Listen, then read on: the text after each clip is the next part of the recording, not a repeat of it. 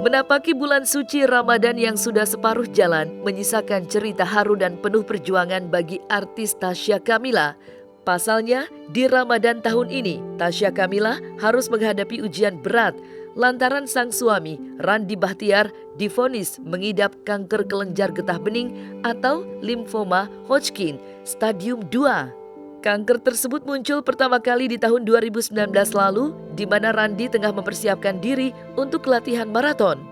Gejala yang dirasakan Randy pun berupa batuk dan sesak nafas hingga membuatnya kesulitan tidur. Khawatir sang suami terkena virus COVID-19, Tasya pun sempat mengajak sang suami untuk menjalani pemeriksaan di dokter. Setelah dilakukan ronsen, Tasya pun kaget melihat hasil ronsen yang menyatakan bahwa ada semacam senyawa di rongga paru-paru Randy. Dan saat ditemui beberapa waktu lalu, seperti inilah kisah Tasya tentang kronologi sang suami divonis kanker getah bening. Ceritain. Ya, jadi waktu terakhir kita tahu gejalanya itu bulan-bulan Oktober 2020. Sebenarnya sih kalau gejalanya tuh nggak ada yang berat atau nggak ada yang obvious banget ya. Waktu itu Randy dari tahun 2019 ya? Iya, 2019. 2019, iya betul. 2019 tuh sempet training buat maraton. Nah terus tuh kalau malam dia suka ngerasa sesak gitu. Terus kebangun gitu, sampai harus duduk untuk kayak selama 30 menit untuk kayak ngambil nafas agak dalam. Terus setelah 30 menit baru kayak bisa tidur lagi. Cuman kan karena dia lagi latihan buat maraton gitu, lagi seneng lari lah. Kita nggak tahu kalau misalkan, maksudnya nggak kebayang gitu itu sesuatu yang berbahaya atau apa. Kita pikir karena lagi banyak latihan lari aja gitu kan. Terus selain itu paling pegel. Nah pegel juga ya, semua orang juga sering kan pegel-pegel. Jadi di tahun 2019 itu sampai tahun 2020 ya kita nggak ada suspek apa-apa. Sampai akhirnya di Oktober 2020 kemarin Randy tuh sempet batuk ya. Batuknya gimana? Lama batuknya kayak sampai 3 minggu. Kali Randy waktu itu batuk terus keluar darah, tapi bukan yang kayak muntah darah gitu, cuman kayak keluar dahak, ada darah sedikit gitu. Akhirnya kita ke dokter paru, di ronsen, baru di situ kelihatan bahwa ada massa di rongga dadanya Randy gitu. Terus dokter paru akhirnya menyarankan kita untuk CT scan. Kita CT scan dan baru jelas gitu, benar-benar ada massa di mediastinum atau di rongga dadanya Randy. Massanya juga lumayan gede gitu, ukurannya berapa ya?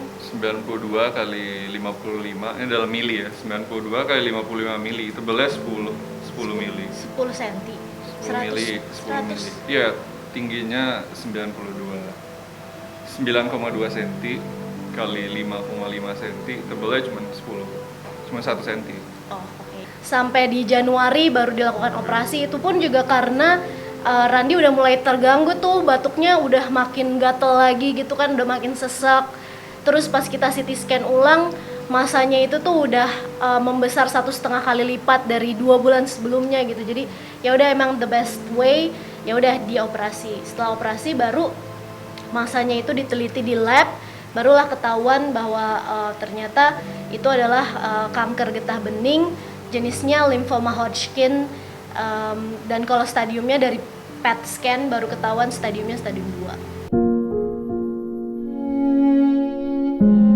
Bulan suci Ramadan kali ini diisi Tasya Kamila tidak hanya dengan usaha untuk menjalankan ibadah, tapi juga kerja keras untuk membantu sang suami melewati masa-masa sulit pengobatan kanker, salah satunya kemoterapi.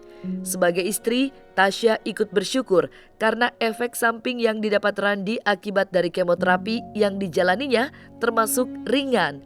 Meski mengalami kerontokan rambut, Tasya mengaku hal itu tidak membuat sang suami mengalami kebotakan meski sudah 4 kali menjalani kemoterapi. Lantas, adakah anjuran atau pantangan makanan yang disarankan dokter kepada Randy selama proses kemoterapi berlangsung? Dan alhamdulillah, masya Allah, Randy aku lihat sih dia benar-benar dapat efek samping kemo yang ringan banget, yang minor banget. Dia cuman cegukan doang. Jadi setelah kemo cuman cegukan doang, rontok ada, cuman bisa dilihat kan Banyak, sekarang rontoknya masih. banyak sebenarnya, setiap mandi itu banyak, tapi masih ada juga sekarang, alhamdulillah. Iya, belum botak gitu. Iya, belum botak. Mungkin juga karena kemonya sampai saat ini kan hanya 4 kali gitu. Dia baru rontok tuh di kemo ketiga. Malah aku lebih rontok ya, nggak di kemo, malah aku lebih rontok rambutnya daripada dia. Kalau pas kemoterapi sih nggak, dokter bilang nggak ada pantangan khusus ya buat pasien-pasien kemo, ya khususnya buat yang limfoma Hodgkin dan saya sendiri. Terus ya jadi kayak tetap makan daging, malah bagus makan daging merah karena itu meningkatkan sel darah putih, kata dokter. Terus ya kalau pantangan makanan nggak ada sih, tapi ada makanan-makanan yang dia sarankan seperti kayak jamur. Jadi namanya imunomodulator karena kan yang kita belain tuh maksudnya kayak semoga side effect kemonya tuh nggak terlalu parah gitu di Randi. Jadi kayak untuk meningkatkan sel darah putih harus makan protein hewani. Itu didapatkan dari kayak daging merah, terus seafood, ikan gitu tuh harus. Kemudian habis itu yang imunomodulator itu tuh kayak probiotik, jamur-jamur. Itu dia disuruh konsumsi banyak-banyak, disuruh minum daun kelor juga, antiinflamasi. Terus apa lagi ya? Kurangin lemak sama kurangin makanan yang manis-manis. Justru sebenarnya kalau kata dokter sih yang harus menjaga makanan tuh kita yang sehat gitu. Jangan sampai kita makan makanan-makanan yang karsinogen yang memicu timbulnya kanker. Kalau limfoma Hodgkin sendiri ini tuh belum diketahui penyebabnya tuh apa. Turunan pun enggak. Ada beberapa faktor resiko mungkin kalau kayak obesitas atau apa gitu aku juga nggak hafal.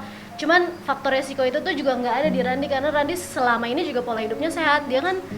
Dia maraton aja selesai gitu kan, maksudnya dia lari maraton iya, olahraga iya, makan juga wajar-wajar aja. Keturunan kanker juga kayaknya nggak ada yang kita ketahui gitu kan. Jadi memang aku rasa sih ya ini hadiah dari Allah aja buat Randi gitu. Karena nggak diketahui gitu penyebabnya apa. Di awal juga kita sempat mikir, aduh kenapa ya kok bisa ya Randi kena gitu. Tapi ya kata dokter belum diketahui juga penyebabnya apa. Jadi ya udah, itu kita syukuri. Berat, tapi itulah kenyataan yang harus dijalani Tasya dan Randi di bulan suci Ramadan kali ini. Sebagai istri, Tasya pun harus tegar mengubah air mata kesedihannya menjadi dukungan penuh demi kesembuhan suami tercinta. Ia pun tak menampik jika keluarga pun ikut terpukul saat pertama kali mendengar kabar sakitnya sang suami. Namun beruntung, di tengah hari-hari berat yang dilaluinya, Tasya merasa terhibur oleh Rasya, putra kecilnya, yang begitu perhatian seolah mengerti kesulitan sang ibu. Awal dibilang ada masa, kita juga masih berpikiran positif ya. Oh bisa jadi ini cuma infeksi doang kok, tinggal minum antibiotik gitu ya. Terus udah sembuh gitu. Jadi sebelum CT scan tuh kita masih berpikiran positif banget, sebelum biopsi juga masih berpikiran positif banget, masih kayak oke, insya Allah nggak kenapa-kenapa gitu. Kemudian pas CT scan-nya keluar, itu kan udah dikasih tahu ya, kayak suspeknya tuh apa kira-kira. Emang suspeknya kalau nggak timoma, limfoma. Nah kalau aku berdua sama Randi, kita sih pastinya kaget, terus juga panik. Ya lumayan lah ya, lumayan panik juga dan kayak nggak nyangka juga ya selama ini yang dirasakan Randi kayak sesek, pegel itu tuh ternyata karena ada tumor gitu, bukan karena cuman salah otot biasa gitu kan. Terus cuman kalau aku sendiri sih sebagai support systemnya Randi, ya aku nggak mau berlarut dalam kesedihan gitu karena buat apa gitu, realitanya adalah ya ini terjadi gitu. Ngapain kayak deny ataupun bersedih gitu. Dan aku pengen banget bisa berfungsi gitu buat Randi, bisa ngebantu Randi melalui ini semua. Jadi kok yang aku lakukan daripada fokus ke rasa sedih dan segala macam, aku fokus ke pelajarin tuh kira-kira apa aja sih possibilitiesnya yang tadi disebut, timoma, limfoma, penanganannya harus seperti apa, terus treatmentnya kayak gimana, kita harus ke dokter apa, step-stepnya bakalan kayak gimana. Dan aku sama Randi berdua kita diskusi gitu kayak, yang kalau kamu nanti timoma nih yang akan terjadi nih bakalan kayak gini. Terus kalau kamu limfoma nanti yang bakalan terjadi kayak gini. Mungkin kita harus melalui kemoterapi, melalui radiasi gitu. Walaupun kita pastinya berharap yang terbaik gitu ya, resultnya yang terbaik, tapi kita juga harus menyiapkan hal-hal yang terburuk gitu yang terjadi. Makanya kita pelajarin dulu nih fakta-faktanya seperti apa. Jadi kita nggak kaget lagi gitu ketika dikasih tahu, oh ternyata ini, terus treatment plan-nya kayak gini. Kita tuh udah nggak kaget lagi. Jadi pas ke dokter, begitu dikasih tahu limfoma ya kita udah punya basic knowledge gitu, kita udah punya informasi dasar. Oh berarti kita harus kayak gini ya dok, berarti ini harus kayak gini ya dok. Dan terus orang tuanya Randi juga ya pastinya sedih banget. Mamanya Randi langsung turun 5 kilo kayaknya dalam waktu 1 bulan gitu karena kepikiran.